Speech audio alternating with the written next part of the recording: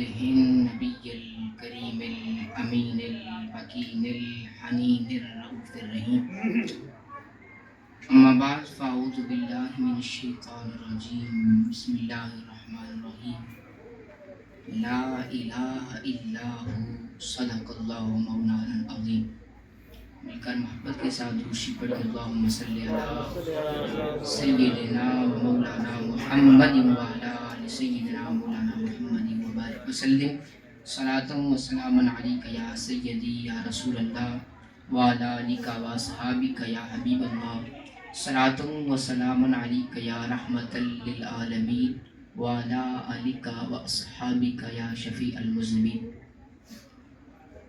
اللہ تبارک و تعالی کی حمد و ثنا، مدح و تعریف، جو کہ خالق کل کائنات بھی ہے اور مالک ششت حد بھی، رسول رحمت، شفیع معظم، نبی محتشم، اللہ کے پیارے، امت کے سہارے، رب کے محبوب، دانائے غیوب، سیدنا محمد الرسول اللہ صلی اللہ تعالیٰ علیہ وآلہ وبارک وسلم کے حضور ناز میں اور اپنی بارگاہ اور آپ کے دربار گوہربار میں عقیدتوں، ارادتوں، نیازمندیوں کا نذرانہ اور خراج پیش کرنے کے بعد السلام علیکم ورحمۃ اللہ وبرکاتہ۔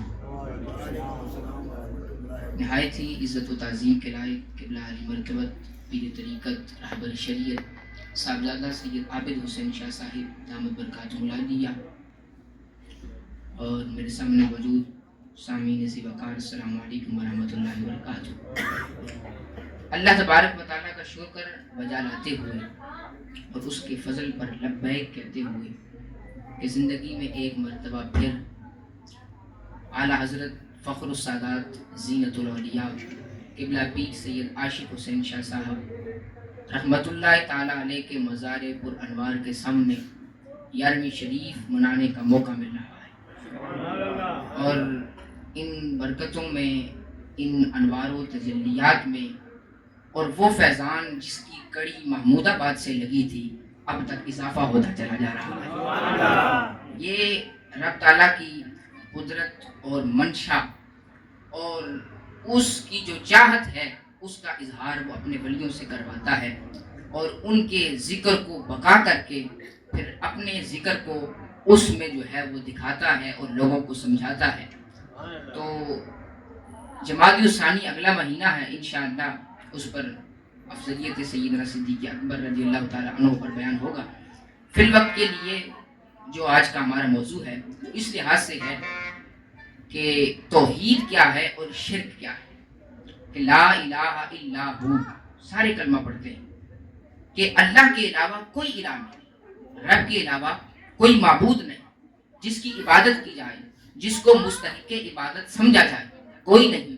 تو اب دیکھنا پڑے گا کہ الہ ہوتا کون ہے، الہ کے اندر کون سی کوالٹیز پائی جاتی ہیں، الہ کے اندر کون سی صفات پائی جاتی ہے۔ اگر کسی بندے میں وہ صفات مانے تو الہ بنتا ہے، اگر نہ مانے تو پھر الہ نہیں بنتا ہے۔ چونکہ آج کل ایک انجینئر شرک کا جو فتویٰ لگایا جاتا ہے توسل پر، تبرک پر، امداد پر، استمداد پر، مزارات اولیاء کی زیارت پر، آیا اس کے ذریعے کیسے بچا جا سکتا ہے، اور وہ کون سے براہین ہیں کہ جن کو سامنے رکھ کر کے اپنی توحید کے معیار کو اور اولیاء کے فیضان کو سمجھا جا سکتا ہے۔ تو سب سے پہلے سمجھنا پڑے گا کہ شرک کہتے کسے ہیں۔ اس بات الشریک فی الالوہیت بمعنی واجب الوجود کمال المجوسی او لمعنی استحقاق العبادت کمال عبدت الاسنام۔ شرک کسے کہتے ہیں، الوہیت کسے کہتے ہیں؟ الہ دو طریقوں سے ہوتا ہے۔ الہ الوہیت کے اندر جو شریک اور شرکت ہوتی ہے وہ ایک طرح یہ ہوتی ہے کہ اللہ تبارک و تعالیٰ واجب الوجود ہے، اس کا وجود ضروری ہے، تو جس کو واجب الوجود مانیں گے اسے اللہ ماننا پڑے گا۔ ہمارا وجود ممکن ہے اور اللہ کا وجود واجب ہے، ہم ہوں تب بھی ٹھیک، اگلا مرلہ ہوگا نہیں ہوں گے، یہ امکان ہے، اور اللہ کا جو وجود ہے وہ واجب ہے۔ تو اس لحاظ سے یہ فرق ہے الوہیت میں۔ اور دوسری چیز ہے کہ کمال عبدت الاسنام، کہ اللہ کے علاوہ کوئی معبود کوئی نہیں، نہ اللہ کے علاوہ کوئی واجب الوجود ہے، نہ اللہ کے علاوہ کوئی معبود ہے۔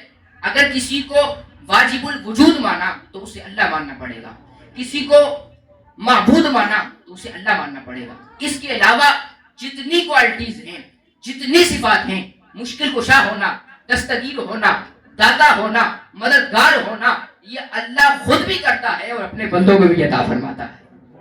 تو اب دیکھنا پڑے گا کہ مدار شرک کیا ہے اور مدار توحید کیا ہے.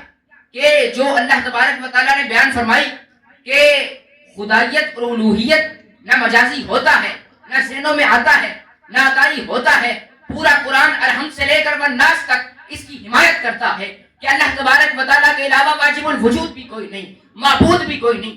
باقی جو مشکل کشائی ہے، حاجت روائی ہے، رب نے خود بھی فرمائی ہے اور اپنے بندوں سے بھی کروائی ہے. اب رب کیا فرماتا ہے؟ فرماتا ہے وَإِن يُرِيدُوا أَن يَخْدَعُوكَ فَإِنَّ حِزْبَكَ اللَّهُ هُوَ الَّذِي أَيَّدَكَ بِنَصْرِهِ وَبِالْمُؤْمِنِينَ. اللہ تعالیٰ محبوب آپ کو کافی ہے، اللہ آپ کو وافی ہے. کیوں؟ فرمایا وہ اللہ جس نے آپ کی مدد کی بِنَصْرِهِ، اپنی مدد کے ساتھ اور اپنے بندوں کی مدد کے ساتھ. اب بِنَصْرِهِ بھی قرآن ہے اور بالمؤمنین بھی قرآن ہے.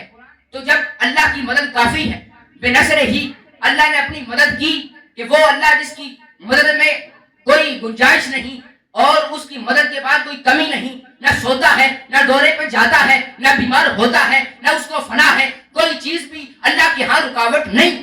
تو پھر بِنَصْرِهِ کے بعد بالمؤمنین کی کیا ضرورت پڑی تھی؟ جب بِنَصْرِهِ کافی تھا تو پھر کیا ضرورت پڑی تھی کہ رب لائے کہ میں مدد کرتا ہوں اور میری مدد آتی ہے. ایک مدد میری آتی ہے اور میری مدد کے ساتھ ساتھ مومنین کی مدد بھی آتی ہے.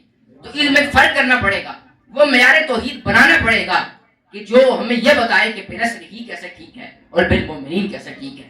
کہ جب سوال کیا جاتا ہے کہ جب اللہ تبارک و تعالیٰ مشکل کشا، اللہ تعالیٰ حاجت روا، تو پھر داتا صاحب کیا لینے جاتے ہو؟ بِنَصْرِهِ جب کافی ہے تو گجوں سے یہاں لینے کیا جاتے ہو؟ تو پھر ان سے پوچھو کہ بِنَصْرِهِ کے بعد بالمؤمنین کیوں لگایا گیا اور بِنَصْرِهِ کے بعد بالمؤمنین کی ضرورت کیوں پیش آئی؟ تو یہ جواب صرف سنی کے پاس سے ملے گا کہ وہ الذی ایدک بِنَصْرِهِ وبالمؤمنین، کہ اللہ تبارک و تعالیٰ کی جو مدد ہے اس کی دو قسمیں ہیں. کبھی براہ راست آتی ہے، کبھی بالواسطہ آتی ہے. براہ راست آئے تو بِنَصْرِهِ ہوتا ہے، واسطے سے آئے تو بالمؤمنین ہوتا ہے. یہ رب کی مدد کا ذریعہ، یہ رب کی مدد ہے کہ رب تعالیٰ جب چاہتا ہے خود کرتا ہے، جب چاہتا ہے بندے کی حاجت روائی، بندے کی مشکل کشائی خود فرماتا ہے، جب چاہتا ہے خود فرماتا ہے، جب چاہتا ہے اپنے بندوں کو اپنی مدد کا مظہر بنا دیتا ہے. تو یہ ہے حاجت روائی، یہ ہے کانسیپٹ خدا ہونا، یہ ہے وہ کانسیپٹ کہ جسے مانا جائے تو پھر شرک لازم نہیں آتا، اور اگر اس کا انکار کیا جائے اور وہ صفات مانی جائیں اللہ کے اندر تو پھر شرک لازم آتا ہے کہ واجب الوجود ہونا اور مستحق عبادت ہونا. اب اس بات کو میں قرآن کی 2-3 آیات سے آپ کے سامنے رکھتا ہوں اور اس کو ثابت کرتا ہوں کہ یہ سارا قرآن ہی یہ ہمیں بتاتا ہے اور یہ سمجھاتا ہے کہ اللہ تبارک و تعالیٰ کی مدد، اس کی استمداد اور پھر آگے بندوں کی مدد.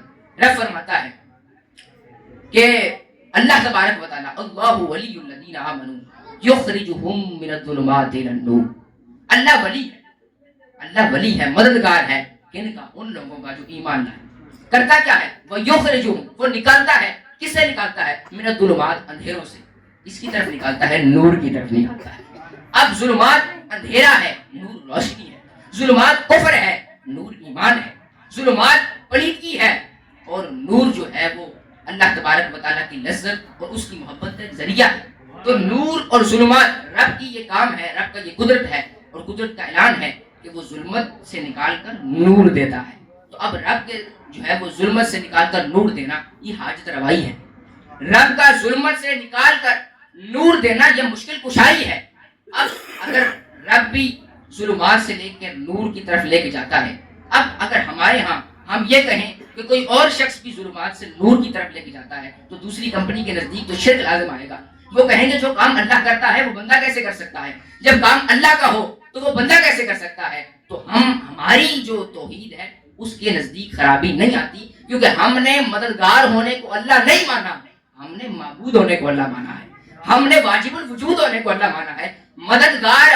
جو مددگار ہوتا ہے وہ اللہ نہیں ہوتا، جو معبود ہوتا ہے وہ اللہ ہوتا ہے، جو واجب الوجود ہوتا ہے وہ اللہ ہوتا ہے. اب یہ کسی مفتی کا فتویٰ نہیں کہ کوئی کہے وہ مددگار. اگر یہی جو شان ہے اگر رب نے آقا علیہ السلام کے لیے بیان کی ہو، نبیوں کے سلطان کے لیے بیان کی ہو، نہ کسی مفتی کا فتویٰ ہو بلکہ فرمان خدا کا ہو، رب فرماتا ہے کتاب انزلناہ الیک لتخرج الناس من الظلمات الى النور، اے محبوب مکرم ہم نے آپ کو کتاب دی ہے، کتاب بھی آپ کو دی ہے، کیا کرنا ہے؟ میں لتخرج، آپ نکالیں کس کو؟ دو بندوں کو، الناس پوری انسانیت کو، کہاں نکالیں؟ من الظلمات، کرنا کیا ہے؟ تو میں جو کام میں کرتا ہوں کیا کرنا ہے؟ من الظلمات الى النور، جس طرح رب اندھیروں سے نکال کر نور دیتا ہے مصطفیٰ بھی اندھیروں سے نکال کر نور دیتے ہیں۔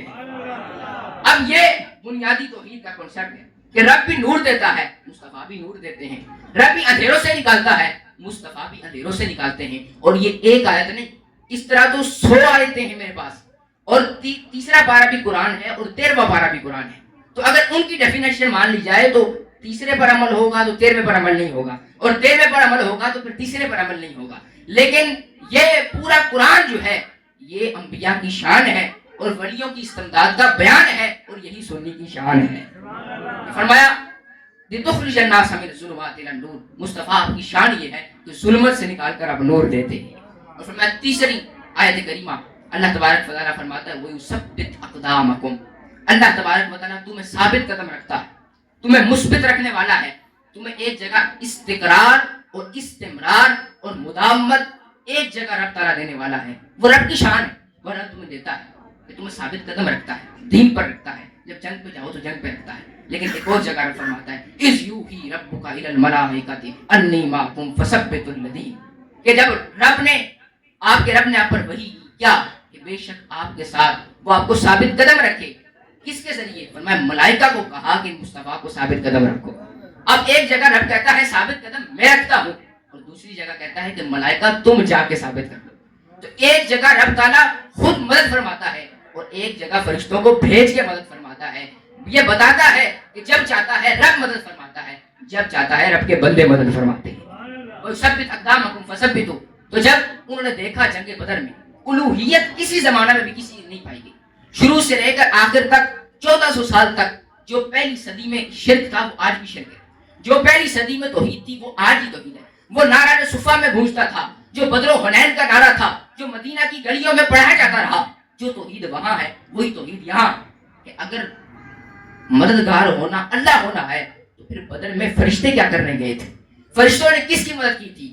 وہ مددگار بنے مگر اللہ نہیں بنے، کیونکہ مددگار ہونا اور ہوتا ہے اور اللہ ہونا اور ہوتا ہے۔ فرشتوں نے مدد کی، یہ رب دکھانا چاہتا تھا کہ تم جن بتوں کو پوچھتے ہو تمہارے تو بت بھی مدد کو نہیں آئے اور اس اللہ کے بندے بھی مدد کو آ گئے ہیں۔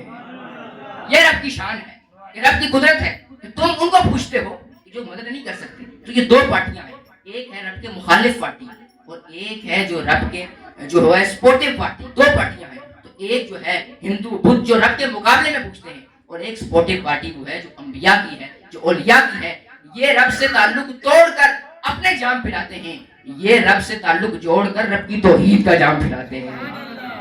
یہ فرمایا کہ توحید اور شرک یہ لفظ، اب اس طرح کی 100 آیات ہیں میرے پاس لیکن ساری بیان نہیں کرتا۔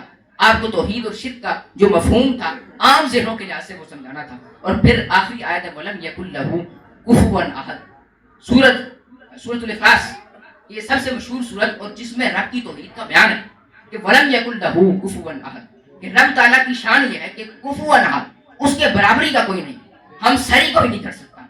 تو جو جسے ہم سر مانا جائے اسے رب مانا جائے گا، اور جسے ہم سر نہ مانا جائے بلکہ رب کا بندہ مانا جائے تو پھر اسے جو ہے وہ خدا ماننا لازم نہیں آئے گا۔ بندوں کو مددگار مانو، مشکل کشا مانو، غوث مانو، داتا مانو، سب کچھ مانو۔ جب رب کے برابر مانو گے تو پھر شرک ہوگا، اگر برابر نہیں مانا تو پھر شرک نہیں ہوگا۔ فرمایا وَلَمْ يَكُنْ لَهُ كُفُوًا أَحَدٌ۔ اب بخاری شریف کی حدیث ہے، حضور علیہ السلام نے فرمایا حضرت عبداللہ ابن عباس کو، فرمایا اِذَا سَأَلْتَ فَاسْأَلِ اللَّهَ، جب بھی مانگنا ہے تو اللہ سے مانگنا ہے، جب بھی تم سوال کرو۔ اب یہاں سوال کی بھی 3 قسمیں، سوال کے لحاظ سے بھی آپ سمجھ لیں کہ 3 قسمیں۔ ایک سوال ہوتا ہے جو کسی شے کے بارے میں ہوتا ہے، یہ بلف کتنے کا ہے، یہ سوال ہے، مطالبہ نہیں ہے، یہ بلف کتنے کا ہے، اس کی قیمت پوچھ رہے ہیں، ایک سوال۔ ایک سوال جو ہے وہ بمانہ طلب کے ہوتا ہے کہ یہ چیز آپ مجھے دے دیں، دوسری سوال کی قسم یہ۔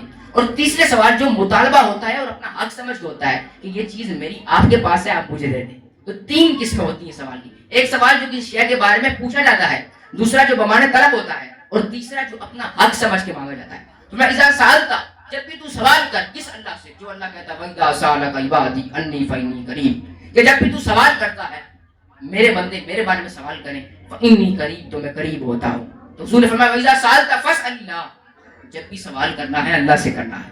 تو اب صحابہ نے اپنی تختیوں پر لکھ لیا کہ جب بھی سوال کرنا ہے اللہ سے کرنا ہے. یہی بخاری شریف ہے. دوسری حدیث موجود ہے کہ حضرت ربیعہ آئی حضور علیہ السلام کی بارگاہ میں رضی اللہ تعالی عنہ, تو حضور علیہ السلام نے فرمایا سلنی, اے ربیعہ مجھ سے مانگ, اے ربیعہ مجھ سے سوال کر.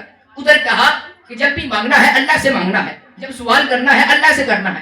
ادھر حضرت ربیعہ کو حضور نے فرمایا کہ جب مجھ سے مانگ, کیا مانگتی ہے؟ تو اس نے فرمایا میں جنت مانگتی. سلنی, حضور نے فرمایا تجھے جنت دے دی ہے.